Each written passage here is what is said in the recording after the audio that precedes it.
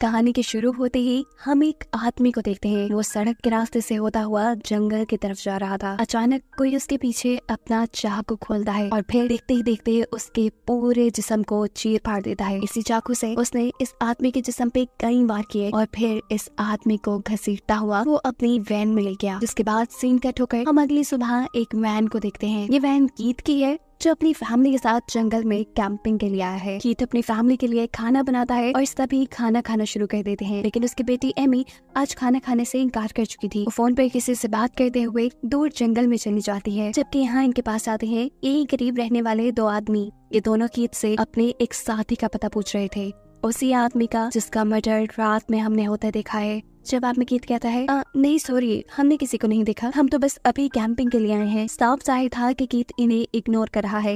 लेकिन तभी कीथ का बेटा आकर इन दोनों को दे देता है चॉकलेट्स। ये दोनों ही वो चॉकलेट रख लेते हैं और इतनी ही देर में कीथ की बेटी एमी भी यहाँ जाती है। कीथ एमी से कहता है जाओ जाकर वैन में बैठो। अब एमी को देखते ही ये दोनों लड़के कीथ से कहते हैं क्यों ना हम आपकी वैन को देख ले, हमें शक है कि हमारा साथी आपकी वैन में होगा। कीथ बड़े ही आराम से दिमाग लगाते हुए ये सिचुएशन हैंडल करता है और उन दोनों आदमियों से कहता है माफ करना लेकिन अभी हम जरा जल्दी में हैं। ये सुनकर वो दोनों आदमी चुपचाप अपनी गाड़ी में बैठकर चले जाते हैं और ये लोग भी जल्दी जल्दी अपना सामान पैक करके अपने घर की तरफ निकल जाते हैं। अभी वो आधे रास्ते में ही पहुंचे थे कि सामने उन्हें दोबारा वही दोनों आदमी मिल जाते हैं। ये दोनों अपनी कार ठीक कर रहे थे और इस टाइम एक आदमी के हाथ में गन भी थी। जिसे देखते ही कीथ की वाइफ डर जाती है। वो उससे कहती है कि तुम अपनी वैन को पीछे ले लो, लेकिन कीथ इस वैन को पीछे लेने के बजाय आगे बढ़ जाता है। अब ये दोनों आदमी कीथ के पास आते हैं और उनसे कहते हैं हमारी वैन खराब हो गई है, हो सके तो हमें लिफ्ट दे दो, वैसे भी आप लोग हमारे टाउन से ही गुजर के जाएंगे। कीथ का डरा सहमत चेहरा देखकर ये आदमी समझ गया कि ये लोग उसके शॉटगन से डर रहे हैं। इसीलिए वो कहता है हम दोनों को ना सही सिर्फ एक आदमी को लिफ्ट दे दो, ये मेरा दोस्त बिली, इसका घर टाउन से पहले ही आ जाएगा, इसे लिफ्ट दे दे। अपने घर जाते ही ये कार लेकर मुझे यहाँ पर वापस लेने आ जाएगा और ये गन इसकी तो फिक्र ही ना करें, ये मेरे ही पास रहेगी। कीथ की वाइफ अभी भी नहीं चाहती थी कि कोई अनजान आदमी उनकी वैन में बैठ जाए, लेकिन कुछ सोचते हुए कीथ बिली को अपने साथ ले जाने के लिए राजी हो जाता है। बिली कार में आता है और कीथ के बेटे से बातें करना शुरू कर देता है। बातें करते हुए वो बताता है कि उसके घर पे उसके अंकल और उनकी दो बेटियां रहती हैं, जो इन सब को देखते ही इनका अच्छा वेलकम करेंगी क्योंकि मेहमानों का आना उन्हें पसंद है। इस टाइम कीथ के बेटे के हाथ में एक नोट पैड था जिसे वो छीन लेता है और ये देखकर अब वो हैरान परेशान है क्योंकि ये नोट पैड है उसके उस साथी का जो रात से गुम है और हम ये बात जानते हैं कि वो मर चुका है। इससे पहले कि बिली भी ये हकीकत समझ लेता, कीथ का बेटा यहाँ पे बिना वक्सा के दो चाकू उसके कंधों में स्टैब करते हुए उसे भी मार देता है। और अब एक बड़ा ट्विस्ट कहानी में ये रिवील होता है कि जो फैमिली हमें इनोसेंट लग रही थी असल में यही एक खतरनाक सीरियल किलर्स की फैमिली है। सबके सब फैमिली में सीरियल किलर है। रात में जो आदमी मारा गया था वो भी कीथ के बेटे ने मारा था। कैंपिंग के दौरान ये जो मीट खा रहे थे ये भी उसी इंसान का था। साफ लफ्जों में ये लोग सीरियल किलर होने के साथ साथ कैनिबल्स भी हैं, ये नहीं इंसानों को खाने वाले इंसान भी हैं, पर उनका हुलिया देखते हुए कोई भी उनके ऊपर शक नहीं करता। बिली का मर्डर करने के बाद ये सब लोग मिलकर बिली के छोटे छोटे पीस कर देते हैं और फिर उसे फ्रीजर में फ्रीज कर देते हैं क्योंकि यही तो उनका खाना है। इस टाइम कीथ की वाइफ अपनी बेटी को इस आदमी की आंख देती है। ये देखकर उसका बेटा पूछता है ये आंख आप इसे क्यों दे रही है, ये तो मुझे देनी चाहिए, इस आदमी को तो मैंने मारा है। पर कीथ की वाइफ कहती है ये आंख एमी को इसलिए दे रही हूँ क्योंकि वो अपने ऊपर कंट्रोल रखती है, किसी पे ऐसे ही नहीं टूट पड़ती। यहाँ बिली का जो उनके पास फोन था वो भी रिंग करने लग जाता है और गुस्से में कीथ उसे तोड़ देता है। जिसके बाद ये लोग पहुंच जाते हैं अब बिली के घर क्योंकि बिली ने बताया था कि वहाँ उसकी फैमिली रहती है। घर का दरवाजा नॉक करते ही दो लड़कियां दरवाजा खोलने के लिए आती हैं, जिसमें से बड़ी बेटी है जूलियन और छोटी सवेना। ये फैमिली बड़ा मासूम सा मुंह बनाते हुए इनसे कहती है असल में हमारी वैन खराब हो गई है, अगर आप लोग बुरा ना बनाए तो हम थोड़ी देर के लिए आप लोग के घर स्टे कर सकते हैं। इससे पहले कि जूलियन कुछ बोलती सवेना बात करके कहती है थोड़ा और आगे चलो, टाउन आ जाएगा, वहाँ के स्टे कर लेना। जवाब में कीथ की वाइफ कहती है अरे नहीं, हमें रास्ते में बिली मिला था, आप लोगों का भाई, उसी ने हमें यहाँ आने को बोला है। अपने भाई का नाम सुनते ही इन्हें घर में ले आते हैं, इन्हें खाना भी देते हैं जो इन्हें पसंद नहीं आता क्योंकि ये तो इंसान खाने वाले लोग हैं, आम खाना इन्हें कैसे पसंद आ सकता है।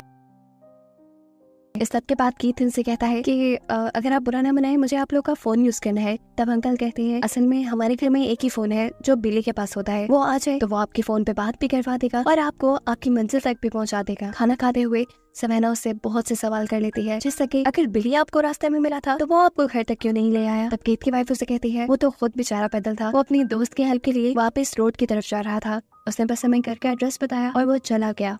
लेकिन सवेना के सवाल तो खत्म होने को ही नहीं आ रहे थे। उसके सवालों से तंग आकर ये सब अपने अपने वेपन्स निकाल लेते हैं गुस्से में सवेना को मारने के लिए। पर तभी दरवाजा नॉक होता है और यहाँ एक अच्छा खासा हड्डा कटा इंसान उनके घर पे आ जाता है, जिसे देखते ही ये चारों घबरा गए, क्योंकि ऐसे इंसान से लड़ना, उसका मुकाबला करना और उसे मारना इनके लिए हमेशा मुश्किल हो जाता है। ये जूलियन का फियांसी है। इसे देखते ही ये चारों अपने अपने वेपन्स दोबारा छुपा लेते हैं। सीन कट होकर हम बिली के दोस्त को देखते हैं, जिससे ये वहीं सड़क पर ही छोड़ा थे। वो बार बार बिली को कॉल कर रहा था, लेकिन बिली का फोन ऑफ जा रहा था। अब तो उसे घबराहट भी होने लगी थी और तभी उसके सामने आ जाता है एक पुलिस वाला।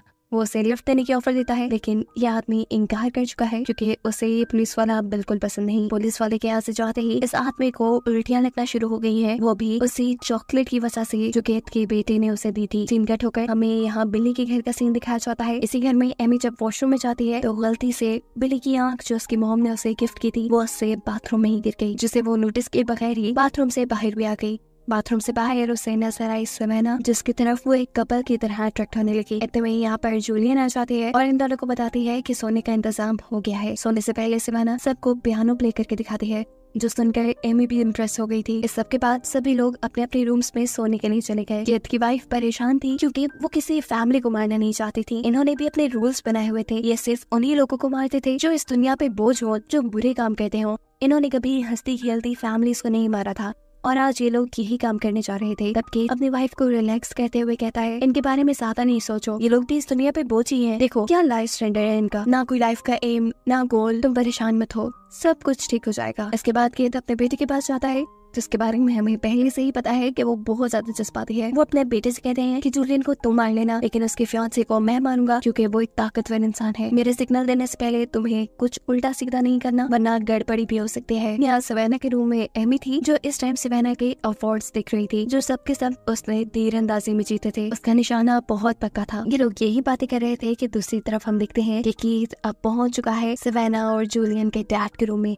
उन्हें मारने के लिए। जूलियन को डैड को जैसे ही अपने कमरे में हलचल महसूस होती है तो वो डरकर चीख मारने की कोशिश करते हैं, लेकिन इतने में ही कीथ उनके मुंह के अंदर कुल्हाड़ी मार के उन्हें हमेशा के लिए खामोश कर देता है। घर के बाहर कीथ का बेटा जूलियन के फियांसे के ऊपर अकेला ही हमला कर देता है। ठीक उसी वक्त जब वो उल्टी कर रहा था, पीछे से उसने अपने दोनों चाकू उसके कंधों में स्टैक कर दिए। वो लड़का जैसे ही अपने डिफेंस पे पीछे मुड़ा, कीथ के बेटे ने उसके सीने में चाकू मार मार के चीर फाड़ की और फिर उसके गले पे चाकू मारते हुए उसे भी मार डाला। हालांकि कीथ ने उसे ये सब करने से मना किया था, लेकिन फिर भी इतने तगड़े इंसान को उसने इतनी आसानी से मार दिया। इसका इनाम तो बनता ही था। कीथ उसी आदमी की जुबान काट कर अपने बेटे को इनाम के तौर पे दे देता है। यहाँ एमी जब सवेना के साथ सोने के लिए लेटी तो तभी उसने अपना चाकू निकाल कर सवेना को मारने की कोशिश की। सवेना जो उसकी इस चाल से बेखबर थी, वो जैसे ही एमी को अपने करीब से धक्का देती है तो एमी का चाकू उसी को लग जाता है। उसको चोट लगा देखकर सवेना घबरा जाती है। वो यहाँ उसे टेम्परेरी तौर पे एक पट्टी बांध के घर के बाहर से उसके लिए फर्स्ट एड लेने के लिए जाती है। अपना इतना ख्याल करते हुए इस लड़की को देखकर एमी को दिल ही दिल में बुरा लग रहा था कि क्या वो इस लड़की को मार देगी। खैर हम देखते हैं कि सवेना जो फर्स्ट एड लेने गई थी उसे अब इन लोगों की वैन नजर आ जाती है। जिस वैन को देखने के लिए ये उस वैन के अंदर चली गई और इसे वैन में मिली जूलियन के फियांसे की लाश। और इसे देखते ही उसे सारी गेम समझ में आ गई कि ये पूरी की पूरी फैमिली ही सीरियल किलर है और इनको मारने के लिए आई है। सीन कट होकर हम जूलियन को देखते हैं, जो इस मर्तबा भी उल्टी करने के लिए जब वॉशरूम में जाती है तो उसे वहाँ मिल गई बिली की वही आंख जो गलती से एमी यहाँ गिरा गई थी। और ये देखते हुए उसने भी ये बात जान ली कि जरूर यहाँ कुछ गड़बड़ है, उनकी जान खतरे में है। डरते हुए वो जल्दी से अपने डैड के रूम में जाती है और देखती है कि उसके डैड को भी इन लोगों ने मार दिया। वो यहाँ जब जोर से चिल्लाती है तो तभी कीथ इधर आकर उसके मुंह पे हाथ रखते हुए उसे यहाँ से ले जाता है। वो जूलियन को लेकर आता है अपनी वाइफ के पास और अपनी वाइफ से कहता है चलो उसे मारो, लेकिन उसकी वाइफ अभी तक इस लड़की को मारने के लिए तैयार नहीं है। इससे पहले कि ये औरत जूलियन को मारती थी, अचानक एक तीर आकर उसके गले के आर पार हो जाता है। क्योंकि सवेना जो इनकी सच्चाई जान चुकी थी, अब वो अपने डिफेंस में अपना हथियार यानी अपना तीर कमान अपने कमरे से उठा चुकी थी। शोर सुनकर एमी भी यहाँ जाती है और अपनी मॉम को मरा हुआ देखकर उसका दिमाग घूम जाता है। वो सोचती है कि अगर उसने सवेना को वहीं बेड पे मार दिया होता तो अब उसकी मॉम उनके साथ जिंदा होती, लेकिन अभी भी देर नहीं हुई थी। बाकी सब लोगों को बचना था। ये लोग प्लान करते हैं कि जल्द ही ये दोनों लड़कियों को मारकर इस घर को जलाकर यहाँ से निकल जाएंगे। ये लोग अब जूलियन को टॉर्चर करना शुरू कर देते हैं ताकि उसकी चीखें सुनकर सवेना यहाँ आ जाए। सवेना यहाँ आती तो है, लेकिन इन्हीं के साथ चाल चलते हुए उसके काबू में था कीथ का बेटा, जिसके गले पे अब उसने चाकू रखा हुआ था। यहाँ एक ट्विस्ट ये भी रिवील होता है कि सवेना ने एमी के फोन से पुलिस को कॉल भी करती थी। जिस टाइम सवेना ने इस लड़के की गर्दन पे चाकू रखा हुआ था, ठीक उसी टाइम कीथ उसकी बहन के भी गले पे चाकू रख देता है। सवेना ये बात जानती थी कि वो एक इंसान को नहीं मार सकती, लेकिन ये लोग बहुत जालिम है। ये लोग उसकी बहन को मार न दे, इसीलिए वो कीथ के बेटे को यानी इस लड़के को जिंदा छोड़ देती है। जिसके बाद इन दोनों को ये लोग एक साथ बांध देते हैं। शायद ये लोग साइकोपैथ भी थे। इन्हें अब इन लड़कियों को टॉर्चर करना था, इसलिए कीथ अब जूलियन के फियांसे की जुबान को फ्राई करके लेके आता है और इन दोनों को टॉर्चर करके ये खाने को कहता है। जूलियन जब ये खाने से मना करती है तो कीथ उसका अंगूठा ही काट कर चूसने लग जाता है। और जब वो आया सवेना के पास और उसने सवेना को ये खाने को बोला तो यहाँ सवेना उसे डिस्ट्रैक्ट करने के लिए ये बता देती है कि तुम्हारी बेटी लड़कियों में इंटरेस्टेड है और ये बात शायद तुम नहीं जानते। ये सुनते ही कीथ पागल हो जाता है और अपनी बेटी से ही लड़ने लग जाता है। इस तरह सवेना को कुछ टाइम मिल गया अपने आप को बचाने का। फ्री होते ही उसने मौका पाते ही यहाँ से फॉग उठाया और कीथ की आंख में घुसा दिया। कीथ सच में एक साइकोपैथ अजीब आदमी था। आंख में फॉग लगने से कितना दर्द होता है, लेकिन वो यहाँ बेदर्दी से इसी फॉग से लगी अपनी आंख बाहर निकाल कर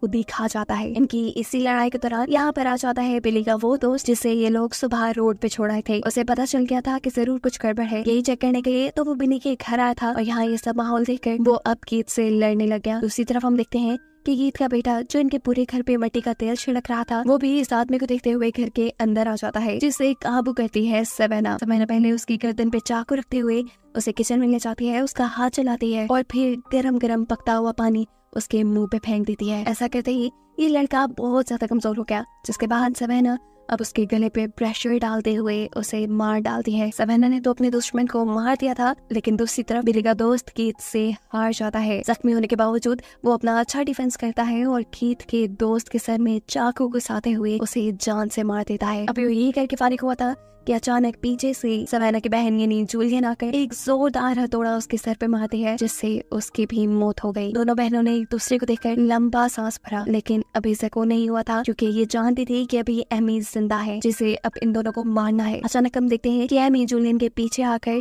उसे चाकू मारते हुए स्टैब करके खत्म कर देती है और फिर पीछे पड़ जाती है सवेना के। अपनी जान बचाने के लिए अपनी तीर कमान से सवेना उसके ऊपर हमला करने वाली थी, जिससे बचने के लिए एमी घर से बाहर भागते हैं। हम देखते हैं कि बाहर पुलिस भी आ चुकी थी। पुलिस को असल में कॉल तो सवेना ने ही की थी, पर एमी के नंबर से। यहाँ पुलिस भी सारा माहौल देखकर धोखा खा गए। उन्होंने एमी की फैमिली को इनोसेंट समझ लिया, जबकि इन गाँव वालों को सीरियल किलर। पुलिस को यहाँ एमी की जान बचाना ठीक लगता है और इसी के चलते वो सवेना को गोली मार के यही खत्म कर देते हैं। उसने अपने हेडक्वार्टर में भी यही इन्फॉर्म किया था कि गांव वालों ने मासूम टूरिस्ट की फैमिली को मार डाला। अभी वो रिपोर्ट दे ही रहा था कि अचानक एमी उसके पीछे आती है और उसे भी मार डालती है, जिसके बाद अब वो बिल्कुल फ्री थी। बेशक उसकी फैमिली मर गई थी, लेकिन वो जिंदा थी। क्या वो अपने खिलाफ सारे सबूत मिटाने के लिए इस पूरे घर को आग लगाकर अपनी फैमिली वैन लेकर निकल जाती है, जिसे दिखाते हुए ये कहानी यही खत्म हुई।